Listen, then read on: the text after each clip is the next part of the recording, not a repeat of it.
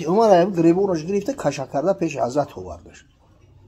انا گفت که این غلط میخونه قرآن. به حضرت گفت کو بخون؟ خوند همون نون شیزوها گفت. به حضرت عمر گفت یا عمر تو بخون. حضرت عمر خوند همون کلمه را ننشروها خوند. ننشروها. ولی نمی روایت حفص با قرائت عاصم ده ننشروها اومدگی ای. اونا روایت نافع ده نون شیزوها ای. و ورش ای نافع چی میکنه کو؟ انا بعد حضرت گفت ترام درست خوندی؟ و گفت یا عمر این هذا القرآن انزل على 7 احرف. این قرآن بر 7 حرف نازل شدگی ای. همه 7 حرف به همین معنی که وابسته به لهجه ها و بعضی اینم تری فرق تفاوت ها هستی. اما از بس که او وقتو نقطه نبود، حرکات نبود، زیر زبر نبود، این سکونات و این چیزا نبود، نقطه هم نبود است. این همی در نوشت، این همی ولیم رسم الخط عثمانی میگم، رسم الخط عثمانی خط حضرت عثمان. اونم قرآنی که از زمان حضرت عثمان اولی مونده است که اون نه نقطه داره، نه حرکات داره، نه سکانات داره، نه شروها و نون چیزها هر دش یخیل نوشته میشه. نون چه فرق اون در شکمش یعنی آخه همین مثال اولی لغت ها را ببینید بعد میگن که نقطه مفوق یا متحت اینا فرض کرده نون باشه نقطه مفوق میشوه، نقطه متحت کشید بوم میشوه، یا که دو نقطه بالا میگه ت میشوه نون بر کدگی ای هم داشتی. یعنی همین چیزا نبود. رسم الخط عثمانی هر دشه در بر میگیره. یعنی بر رسم الخط عثمانی بنویسی قرائت ورش هم همیه، مثلا چی روایت ورش هم از قرائت نافع، روایت مثلا این حفص ابوبکر عیاش یورم از عاصم عینا هم خیلی خیلی نوشته میشه. همین بزرگی همین رسم الخط هم در همیه که 7 حرف همش در خودش گرفت. اینا یا جو مثلا میخونی تساقط علیک رطبا جنیو تساقط یا جدا یساقط اومده است نمی هم دسته یا جدا همین بابی فعلش دیگه تساقط هم دسته یا جدا اومده است یساقط با این شکلو حتی همین 7 قرائت داره میگن همین کلمه تساقط. اگه از بس که در این منطقه ما و در تمام دنیا بیشتر اما انا قرائت عاصم مشهوره. این قرآنایی که در دست ما هست اما قرائت عاصم به همین عادت کردگی نباشه قرآن بر 7 حرف نازل شدگی برای سبک شدن مردم نازکیاش خیلی زیاد تنیره. همین موضوع من 1 ساعت صحبت دارم در جمعه، 1 ساعت صحبت ای ولی همین بزنه جمع وری قرآن مفصل صحبت کردگی کمیش یه را خیلی ترتیب دادن عبارت های کیا بده خاک مردم متاسفانه هم قیصه را بسیار دوست میدارن، هم قیصه ها را ای بین میکشن میبرورن. نباشه صحبت ها بسیار صحبت های مفصلن در موضوع حدیث والله علم 1 15 جمع صحبت دارم. تمام نمود حدیث صحیح لغیره لنفسه حدیثی ضعیف چند خیل میشوه و یلا طبقات راویه موضوع علمی هم مصطلح الحدیث های بلوی منبر درس گفتگی ها. اگه خیلی نوجوان مرد چخیل میشه بعد به غیرت ها این دوملو شیخ القیسه های اگه ناشگری چه وقت قیسه را چی میفهمی؟ اگر هم قیسه را نکنی و مردم خواه میبره او را حزم کرده نمیتونن. تو گوسوله عقل داشته باشی ایسه یه حیسه قرآنی از این مشان قیسه های قیسه پیغمبرای پیشینه قومای پیشینه حتی خدای تعالی قیسه دشمناش آوردگی های همونی که بر ضد خدا و پیغمبر رو دشمنی ورزیدن. قیسه پشر هم میاره مثل عنکبوت هم میزنه. یک مقدار بینهایت زیادی احادیث پیامبر صلی الله علیه و سلم قیسه ها هم عجیب همه که این لعنتی با همون فرمای همون بحث مباحثه شو رنگ همون مشرکای زمان پیغمبر بدست همون لعنتی ها رو همین قرآن هم گلی تانه میزدن. این قرآن همش قیسه قیسه حضرت یوسف زلیخا. حضرت مولوی میگه چون کتاب الله بی آمد هم بران این چنین تانه زدند اون کافران که اساطیر است افسانه نژند نیست تعمیق و تحقیق بلند. قرآن اومد میگه این لعنتی ها اینمی تانه زدن که همه ای افسانه ذکر یوسف ذکر زلفی پرخمش ذکر یعقوب و زلیخا و غمش کودکان خورد فهمش میکنن نیست جز ذکر پیسند و ناپیسند. یعنی این اثر علمی نیست گفتن نعوذ بالله. بعد میگه خرچی ناند لذت قند نبات تبره که باشد و کنجی ربات. حقیقتا این خرا و گسولو چرا میفهمن آخی؟ او قیصه شیرین میکنه در یاد آدم در ذهن آدم نقشش میبنده. نه که موضوع مهم بدن، موضوع جدی بدن. خانی خدا و پیغمبر در بین رد بدر شود همه نور است، همه رحمت است. انشاءالله یقین است که همو مسئولیتی که در ذمه گذاشته شده است در هر جای کردی میشود، به هر راه کردی میشود. اگر مقصد الله باشد به خاطر الله هم کار انجام بدی. ولی بعضا تنها را میزنن که این ملو فقط در سری دسترخوان گپ میزنن. در کجا گپ زنیم از برای خدا؟ در کجا گپ زنیم؟ پلوی منبر گپ نزنیم. اوخی در کجا دیگه گپ میزنیم؟ در میدان و در صحرا گپ زدن نشود. همه خیلی مورد میشود که در همین سری دسترخوان یا لحظه همدیگر را میبینیم، همدیگر را یا تأکیدات و تاییدات میکنیم که برادرای عزیز فراموش نکنید واقعا این دین نصیحت است. این دینی است که در این امر به معروف و نهی از منکر یک رکن دین تشکیل میکند. این دینی است که خداوند بزرگ تأکید کرده است که ولتکن منکم امة یدعون الی الخیر و یأمرون بالمعروف و ینهون عن المنکر. البته در بین شما باید گروه های باشند، شخص های باشند که دعوت به سوی خیر کنند، امر به معروف و نهی از منکر را ترک نکنند. این دینی هست که پیامبر محبوب صلی الله علیه و سلم تأکید میکند که من رأى منکم منکرا فلیغیره بیده. هر کسی از شما یک کاری منکری را دید امکان داره به دستش اصلاحش کنه. فإن لم یستطع فبلسانه. اگر امکانی با دست اصلاح کردن نداشته باشد با زبان اصلاحش کند. فإن لم یستطع فبقلبه. حتی اگر میگه همین به زبانش هم که نتونه لااقل به دلش همون را نکوهیش و مذمت کنه. و ذلک اضعف الایمان. همین ایمان است، همین قسمت آخر میگه ضعیفترین ایمان حساب میکنه. برای همون وقتی که جای ششتم از خدا و پیغمبر حتما باید صحبت شود. برادرای عزیز به خدا قسم شخص وقتی آدم میشناسه و احترام میکنه که بدونه کی است، از حیاتش آگاه باشه، از صفاتش آگاه باشه، از خدماتش آگاه باشه. کسی را اگر نشناسی ای کجا به قدرش میرسی؟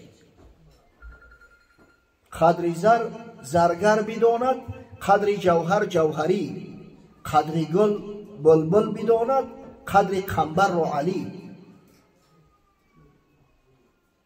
این یا آدم نمیشناسی، نمیدونی کی است چی است. تو مرد سخن نگفته باشد ای به هنرش نگفته باشد. ای کجا میدونی چه قدر شناسیش میکنی، قدر دانیش میکنی. برای وقتی در محفل شیشتیم گفتگوزار ببینی از پیغمبر میکنیم، از صحابه پیغمبر میکنیم، به خاطر اون که از نزدیک بشناسیم شو، بدونیم که حضرت ها چی جانفیدایی ها کردن، چی مشقت ها کشیدن، چی حق در ذمه ما زنده ها دارند. سبحان الله. همین سال 2009 بود جشن امام اعظم ابو حنیفه رحمه الله در همین جمهوری ما به شکل صورت بسیار وسیع قید گرفته شد. از گوشه و کنار دنیا علما اومده بودن، از جمله خدا رحمتش کنه شیخ محمد تقی اسماعیل هم اومده بود. بسیار یک شخصیتی بزرگی. من همین گمان میکنم که این خلاصه من تنها نیست. امروز در کره زمین فقیه‌تر از همین آدم یگان شخص نیست. و ما حنفی ها افتخار میکنیم که الحمدلله از مذهب امام اعظم ابو حنیفه است. فقیه مذهب حنفی است، بزرگترین فقیه است. خاصتا مسائل معاملات، مسائلی که در بازار و کجور میشه و مسائل نوبرمد اومده است. کتاب نوشته است حضرت فقه البیوع. خیال میکنم که در همین موضوع همین خیلی کتاب مکمل 2 مجلده در دنیا کسی ننوشته است. حقیقتا شخصیتی بزرگی حضرت اومده بود، اما مردم نمیشناسنش. به زبان اردو گپ میزنن، مردم ما ندوننش. این مردم ما هم چوروایی زم میشناسن دیگه، از کجا به چورو؟ یک روز در همین قضای الهی خداوند نصیب گردانده در همین مسجد جامع مرکزی قطعش ملاقات کردیم، دیدمش حضرت. من زیارت طرفی او حضرت حرکت کرده است، مردم طرفی ما. خدا جون تو لباس کنه اوغی نه بزرگترین فقیه عصر است ای بچه این ایرا زیارت کنه نمیشناسنش اوغی بله واجب است در زیمه علما که امتان محمد صلی الله علیه و سلم با پیامبر آشنا سازند پیامبر در نه فقط در میان امتش بلکه برای تمام جهانیان معرفی کنند حیاتش زندگیش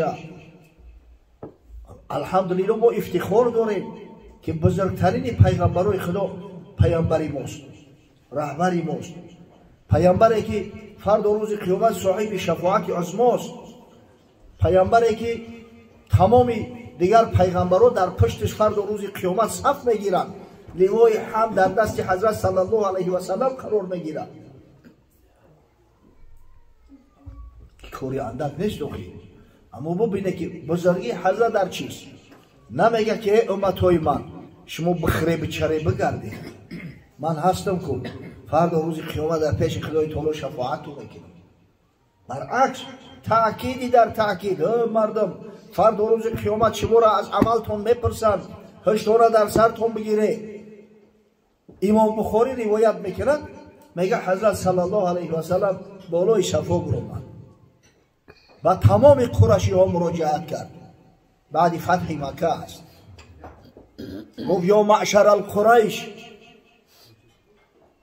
اشتروا انفسکم لا اغنی عنکم من الله شیئا ای قبیله قریش اطاعت کنه فرمان خدا را ببره برای قیامت خدا را توشه بغنداره جان خدا را بخره فردا روز قیامت در نزد پروردگار خدای نکرده اگر خدا از شما خوشنود نشود از دست من یگان کار نمیاد که ما یقینا بدونیم که حضرت صاحب شفاعت عظما است ما یقینا بدونیم که حضرت خدای تعالی بشارت داد ولسوف یعطیک ربک فترضی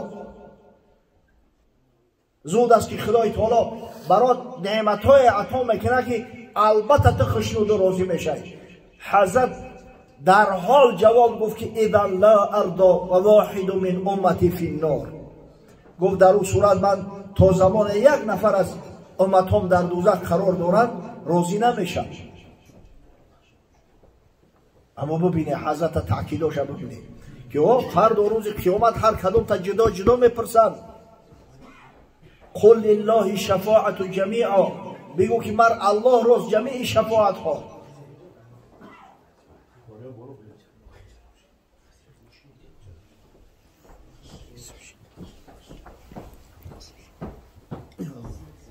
بعدا حضرت باز حلقه را تنگتر کرد گفت یا بنی عبد مناف اشتروا انفسکم لا اغنی عنکم من الله شیئا ای فرزندان عبد مناف یکی از پسران قصی ابن کلاب است نسل پیامبر صلی الله علیه و سلم به همین عبد مناف میرسه همین اجدادش ببینید عبدالله عبدالمطلب هاشم عبد مناف گفت ای فرزندای عبد مناف شما نگویید که او حضرت صلی الله علیه و سلم امک بچه‌مونه یا خیلی شاید که دیگران را مقدسگیری نکنه میگه ما را البته چریز میکردگیست که اگر خدای نباشد زی بنده خشنود شفاعت همه پیغمبران ندارد سو بعدا میگه حضرت حلقه را باز تنگتر کرد عباسی امکش را مراجعت کرد گفت یا عباس ابن عبدالمطلب لا اغنی عنک من الله شیئا ای عباسی پسری عبدالمطلب هشتا در سرت بگی نگو من امک دوستداری پیغمبرم هر کس سوال و جواب شد در پیش پروردگار تنها به تنها میته در روزی که بین بنده و بین الله نه حجاب است نه ترجمان است هر کس جواب سوال شد خودش در نزد خداوند میکنه سبحان الله بعدا حضرت نخست چشمش به صفیه رسید صفیه عمش صفیه دختر عبدالمطلب صفیه شیرینر صفیه که همه میدونه مادر زبیر ابن عوام در حرب خندق وقتی مسلمان ها اما آماده جنگ با مشرک ها بودن و در خندق ها بودن صفیه همون جاسوس یهودی را همین ای پدر رفتون با یک ضربه نیزه به همین صفیه مراجعت کرد. حضرت صفیه را به حد دوست می داشت. گفت یا صفیه عمت رسول الله صلی الله علیه و سلم لا اغنی عنک من الله شیئا.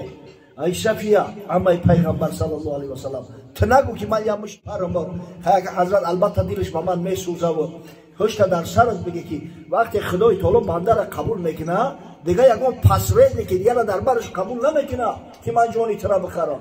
حساب و کتاب فرد و روز قیامت با خداست رو به رو. بعدم میگه حضرت با نوریده چشمش بی فاطمه زهرا مراجعت کرد. بی فاطمه را در همونجا بدست.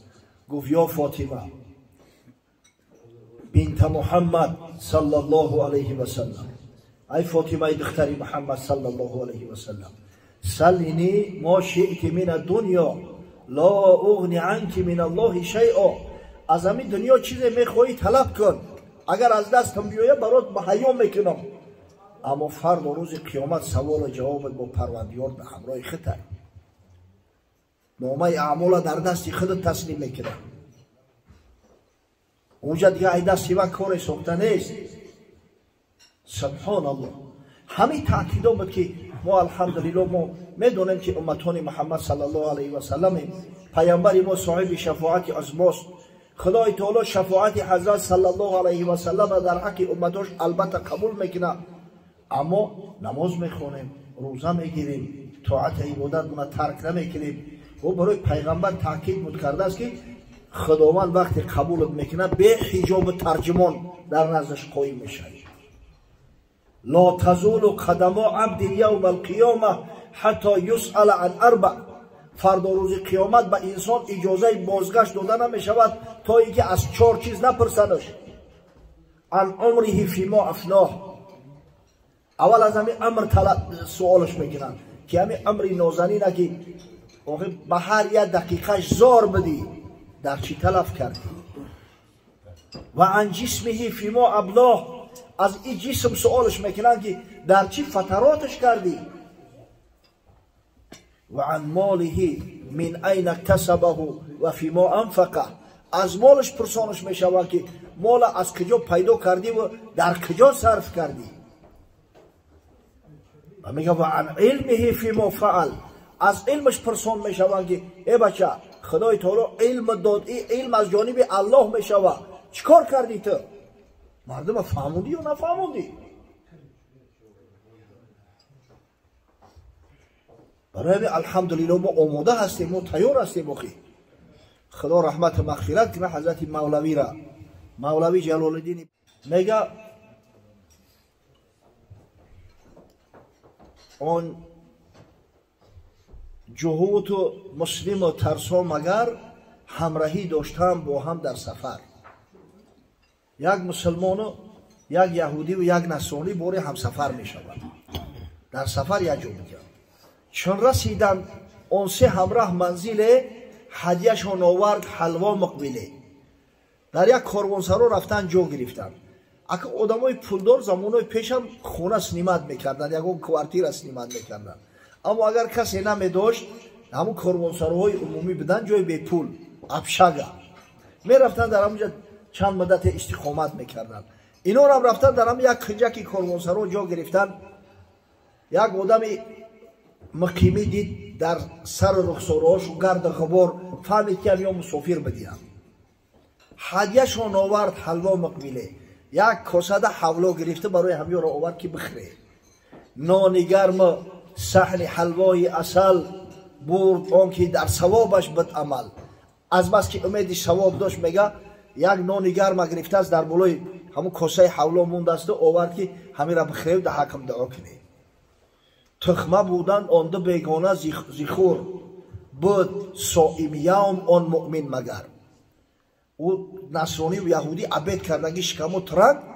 ای مسلمان روزدار به دستی بیچاره روزه داشته است.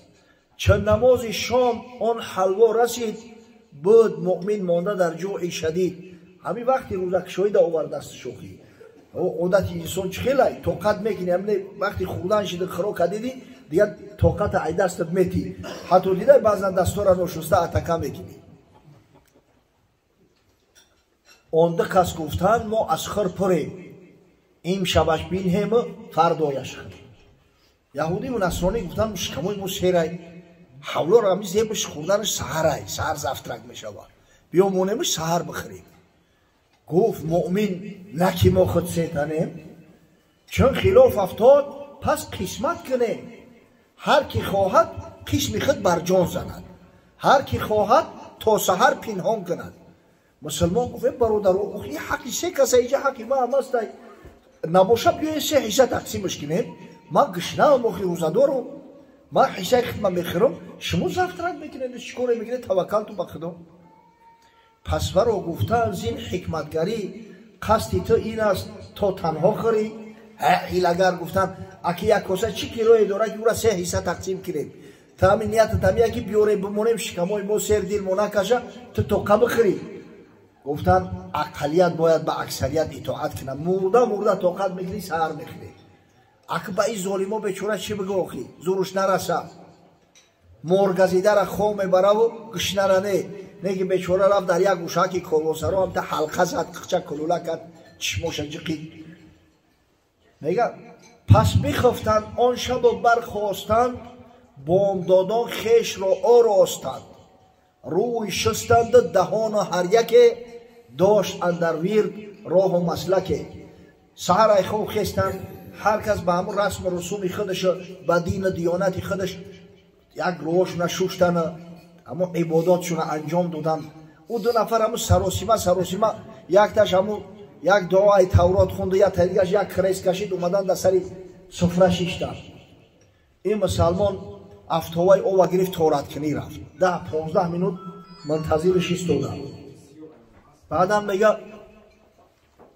اومد گفتن ای بچه بیو بخری مخی گفت ولی من عبادت من نکردم این آمادگی به عبادت بود رفت درکت نماز فرضی بامداده با ترتیل تجوید 60 آیت خواند به هزاری خشلو اینا نگه دارن در عبادت ای و در همون سرپرستی و تقواش حوثش اومده است که این مردک دین تو بگره گشنه بود شب تا زهر گشنه بود ایچ خیل طاقت کرده است خیل نماز میخونه بعد نماز خواند اومد در پهلوشان شیشت اون یکی گفت تا که هر یک خواب خیش آن چی دید او دوش گو آور به پیش هر کی خوابش بهترین را او خورد قسم هر مفضول را افضل برد این جهود مردم بسیار شستریک می شود بچه ها گفت این هم یه پرسای شکم یه تمونه سیر میکنه بیایی همین خوابای شبونه تونه بگین البته خواب دیدگیشته کن همین خوابی کسی رحمانی باشه و خوابی کسی بهتر باشه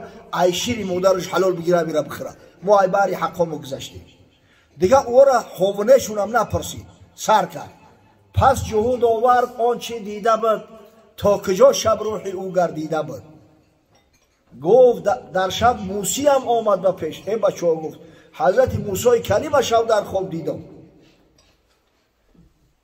موسی که برای حضرت عیسی میگه من برای تحکیم شریعت موسی اومدم برای عوض کردنش نه موسی که در قرآن شما مسلمانان نامش 136 مرتبه ذکر شده همه حضرت بزرگوار را در خواب دیدم گفت در شب موسی هم آمد به پیش گربه بیند دنبه اندر خواب خیش این جهودا تمام جنایات چونه به نام حضرت موسی پیشد میکنن هم پیشک در خوابش فقط دیده که دنبه را خواب میبینن با فایده و منفعت دنیویشو دائما میرن نامشم میکشن میورن از پی موسی شدم تا کوه تور هر سوم گشته مستغرق زنور هم من هم موسی و هم کوه تور حضرت دست مگرفت که تورم برد میگه تا سحر در زیر نور و پرتو الهی بدیم اوکی در عبادت در لذت تا سحر ما به عبادت مشغول بدیم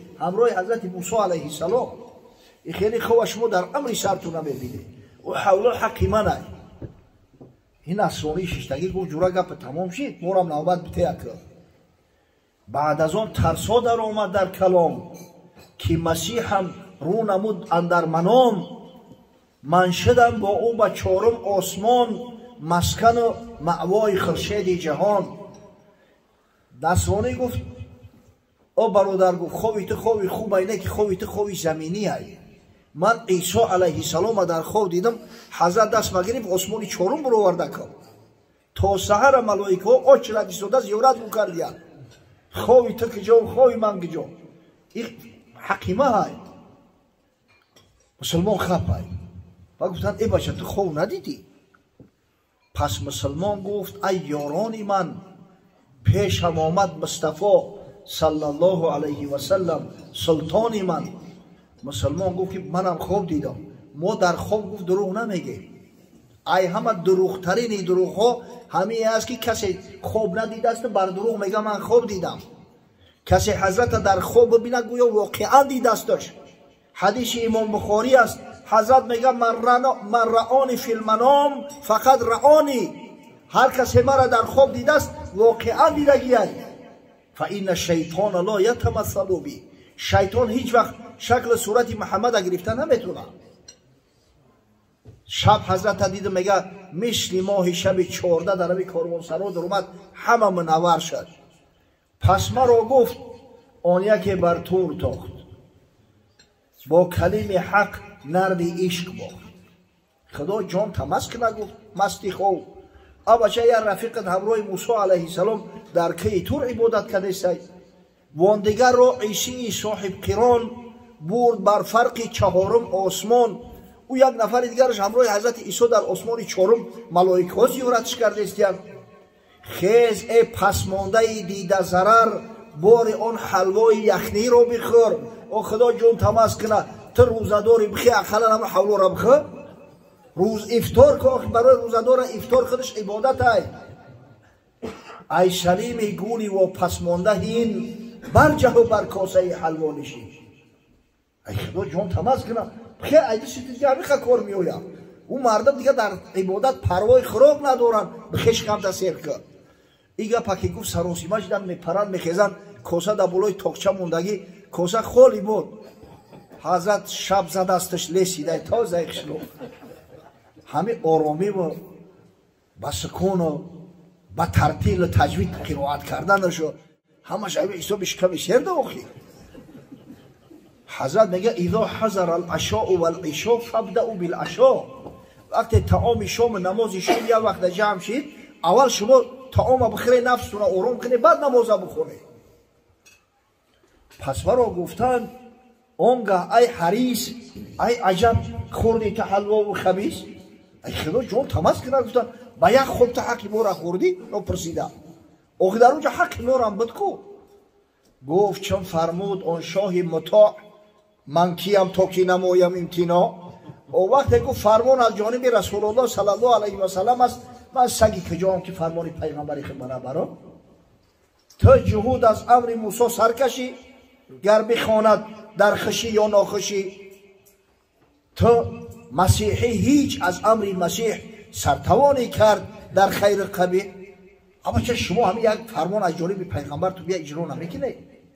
من زی فخری انبیا سر چون کشم خورده هم حلوا و این دم سرکشم. و حضرت اگر میگو جان تفیدا که جان مفیدا میکردم ولی که با گشنه بدم حولای شیرینی با مذهب دای. پس برا گفتن والله خوابی راست تو بدیدی وین به صد خوابی ماست. بعد اقرار کردم با خدا قسم گفتم خوابی حق تو دیدی با خود خوابی پلیز دیوخی ماشاءالله شکمبک تمسیه شد. جهود گفت من به خاطر یک کاسه حولا شده روم سیاه کردم حضرت موسی را کشیدم مثال آوردم با این کثافت گفت ایبد هم گذرون با دروغ گرفت دروغ آسمونی کرد. نه که الحمدلله که اوکی غرض اینجا حولای دنیا نیست. غرض از حلوا هم توشه آخرت هست که ما توشه آخرت داریم. ما دعوا نمیکنیم که ما امتی برگزیده الله هستیم و خدای تعالی آتش جهنم بر بدن ما حرام گردانده است. نه ما الحمدلله میگیم که ما بنده هستیم مستحق آتش جهنم هستیم. اگر رحمت خدا نباشد اگر شفاعت رسول الله صلی الله علیه و سلم نباشد اگر همین عاجزی و بندگی ما نباشد مستحق آتشیم. ما نمیگیم که حضرت عیسی آمده جان ما را خریده دیگه خلاص فردا روز قیامت ما عقاب نداریم حساب نداریم. نه ما میگیم که محمد مصطفی صلی الله علیه و سلم شفیع مشفع، البته شفاعتش پذیرفته می شود. حضرت حتی بشارت داده است که شفاعتی لاهل الکبائر من امتی، شفاعتی من برای اهل کبائر امتم حساب میخورم. اما از بس که حضرت ما را تاکید کرده است، عبادت میکنیم، توشه داریم، امید داریم از خدای بزرگ خداوند. اگر چندی همین نمازهایی را میخونیم با نقصان کبودی به درگاهش قبول میکنه و فردا سببی همون زمانی دراز مان میشود که خدایا در قبل نعمتهایی که علی دوام برامون رسونده 5 وقت نماز خونده. خدا را شکر میکنیم که پروردگار ما را هدایت کرده است. ماه شریف رمضان روزه میگیریم، شاید نقصان و کمبودی های زیاد داریم، اما خداوند بزرگ است که التجا میکنه که پروردگار رو قوت ما همین کم میرسید، به همین قوت اندکی خدمون همین روزه را گرفتیم. خدایا تو بپذیر و همین را سپر ممکن برای نجات از آتش جهنم.